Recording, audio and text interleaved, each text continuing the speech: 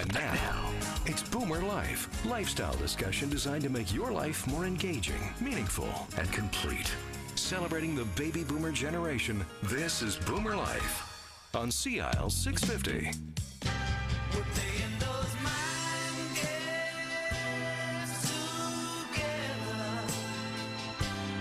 Playing those mind games. Hello and welcome to Boomer Life here on CIL 650. Sterling Fox with you, and obviously with the assistance of Mr. Lennon focusing us for the hour, we're going to talk about the mind and specifically about the brain. Joining us in studio from Neurokinetics Clinic in Vancouver is medical director and founder Philippe Souvestre and clinic manager Sonia Dale. Hello, welcome both of you. Hello, good morning. Thank you. It's nice to see you both again. Welcome back, Sonia. You're looking terrific. Thank you. Likewise, pleasure to be here. And Philippe, tell me about the business. Tell me about neurokinetics. Is that a medical word? Is it a corporate symbol? What does it mean? Well, it is actually a mix of those. History shows that when I moved to Canada in 1995, I had to find a name and a flag to practice my expertise in this country. As I was not in a system and I didn't have the chance to find people to work with to start at the beginning. So you needed a name that was going to capture people's imagination and attention right away. Yes, and also explain and reflect the nature of my work as well. So neurokinetics relates to neurology and kinetics relates to movement or motion. And what we do actually is focused on restoring brain function. So you understand the analogies here. Okay. So this is the history at the start. But through time, I heard increasingly, and I was contacted increasingly by colleagues, peers of Canada and outside of Canada, relating to the results and the paradigms of my approach, whether assessment or therapeutic. And they were referring increasingly to the term neurokinetics to describe the paradigms of my medical approach. So it has become involuntarily a paramount definition of the typical approach we use and offered at the clinic. So despite the fact that it wasn't intended necessarily to be a medical term, it was more the name of what you were going to accomplish and set up in British Columbia. Correct. But it has, in its own way, become a medical term. Totally out of hand, yes. So, but it's been, how long has Neurokinetics been a clinic and a business in Vancouver? Well, the clinic was founded in September 1997 in Vancouver.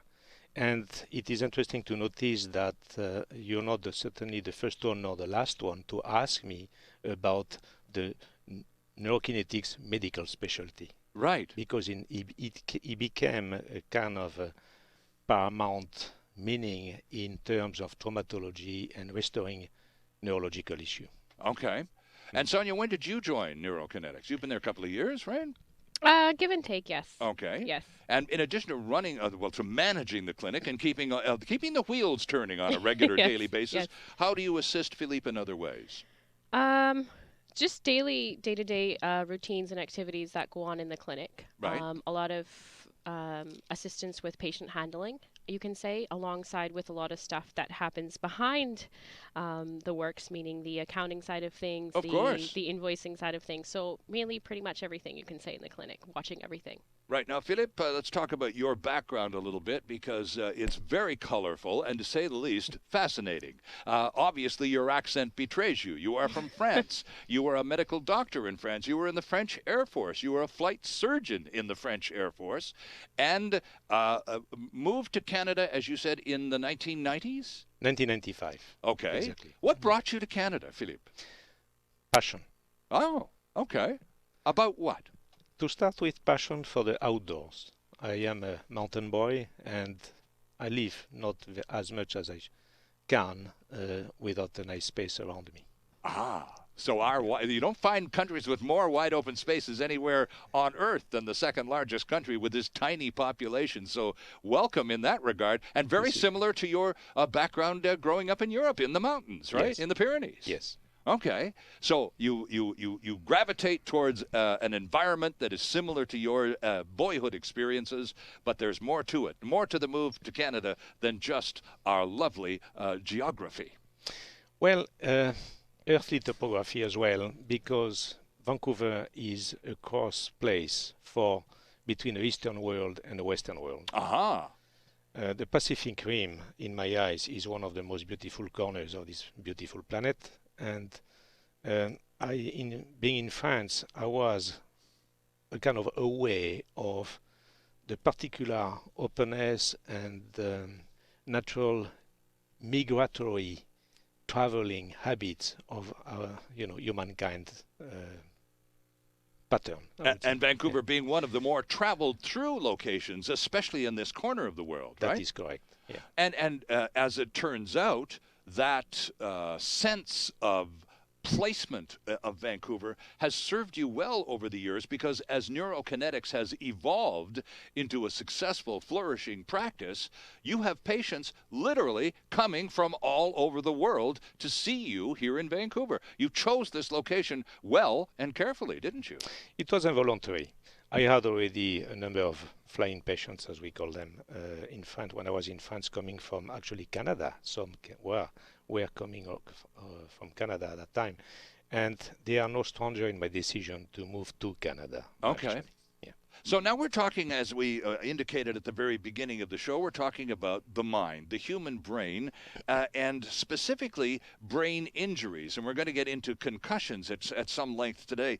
But I just also wanted to talk a little about in terms of neurokinetics and the approach that you bring to the table with all of the patients you see and all of the variations of injuries that they have, because you're a Western-trained doctor, Philippe. You are from the standard orthodox medical Western approach. And yet, since you've moved to Canada and particularly chosen the Pacific Rim of Canada, you've opened yourself and your mind and your practice to Eastern medicine, to the point where neurokinetics in 2015 is a hybrid of Eastern and Western medicine, correct? Totally. So tell us what it is about Eastern medicine that you find so fascinating and so worth bringing to the table to mix or fuse with Western medicine. Well, the holistic aspect of Eastern medicine is well known now by everyone, and as it relies on the synergistic performance of various systems distributed throughout the body, the human body, and allowing exchanges and communication between anatomical areas and regions, which in Western world of thinking are not a knowledge at all. Right. And yet, there's a song about the hip bone connected to the thigh bone and all that. And we that's a Western medicine song, and it's supposed to be about everything is connected. But really, you need to go to Eastern medicine to get that holistic, everything really is connected picture. Western medicine may sing about it, but they don't practice it as thoroughly as Eastern medicine, do they? Yes. There is lots of logics in Western medical interpretation of these connections, and lots of blanks remains unexplained. Right. While in Oriental medicine, there is no blank much left.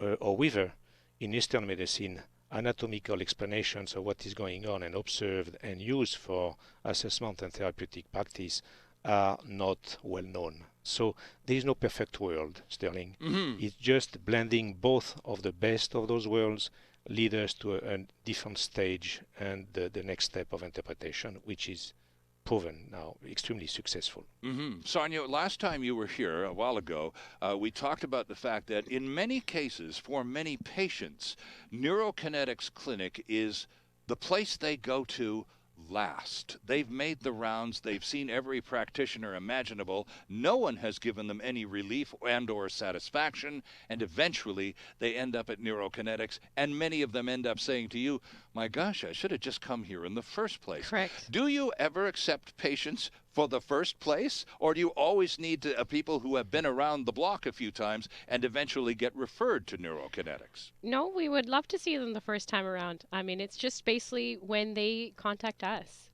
When they initially make that first initial contact, make the first step of, yes, I need to get better. Yes, I want more. And they give us that phone call, and we're there to help them. Okay, so you don't have to to do all the rounds necessarily. Well, it's worth clarifying, isn't it? Yes, it is. Philippe, we're going to talk a lot about concussions on this particular show. tell me, what is a concussion? Without getting too medical on me, what is a concussion? Okay, a concussion is relatively simple to explain, but if we push the investigation a bit further, it becomes a very intricate and complex phenomenon. So let's keep it simple to start with. Sure.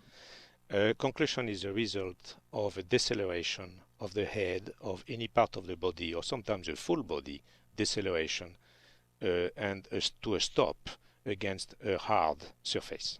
Okay. So when the body, or particularly the head, comes in contact with a hard surface to the point where it is stopped, that is going to, is that an automatic then, with that kind of bang, that impact is going to likely produce a concussion? That is the concussion phenomenon. It is. That's just right then and there. That's what it's all about. So how does a person know if they have a concussion? Suppose you take a fall, or you get banged around, or you're playing sports and you got a bit of a headache, you're not feeling like yourself, but I don't think I have a concussion. How would I know? Okay. Basic understanding of that relies on the degree of consciousness left at the time of the impact. Okay. We call that impact because it is extremely brief. I mean, it's a split-second phenomenon. Right. Split-second long phenomenon. And in the first place, and if there is no loss of consciousness, which is the ultimate complication at the time of the impact a concussion victim will experience, if there is not a loss of consciousness, it will be easy to analyze the circumstances of the trauma and come to the diagnosis of a concussion. Okay. Now, if there has been a loss of consciousness, in other words, if you were knocked out by whatever hit you, yes, and not having a witness on the scene to report on the circumstances of the accident. Okay. Now, we begin to talk about an educated guess, and the educated guess as the last thing you want to perform in traumatology. Right. Because it may lead to totally different directions with respect to the understanding of what happened, and will end up with a great manifestation of loss of times and complications too. So I'm trying to know if I'm in a situation whereby I sustain an injury to my head, perhaps a traffic accident, a sporting event, or maybe I fell down the stairs, and if I'm knocked out, then that would probably mean, even if I sort of come to in a couple of minutes and go, oh boy, that was terrible. If I'm knocked out, I should see a doctor, shouldn't I? Yes, that would be my first recommendation. If you have been alone and you don't clearly remember the circumstance of your trauma, just pay a visit to your GP or your closest friend's doctor, wherever you are, and it will keep you on the safe side of the fence. Okay. Now, if I haven't been knocked out, and, in sports, for example, you take a jolt and you get knocked down, and you sort of get up, and somebody will come over and go, oh, boy, they really rang your bell that time, didn't you? And you go, yeah, gee, are you okay? Oh, sure, I'm good. But you may not be good.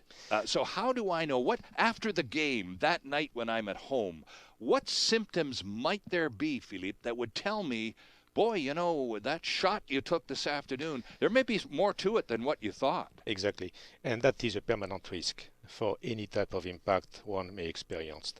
Where this is a place where the entourage will play a great role. Okay. And be accountable sometimes for the remaining of the story.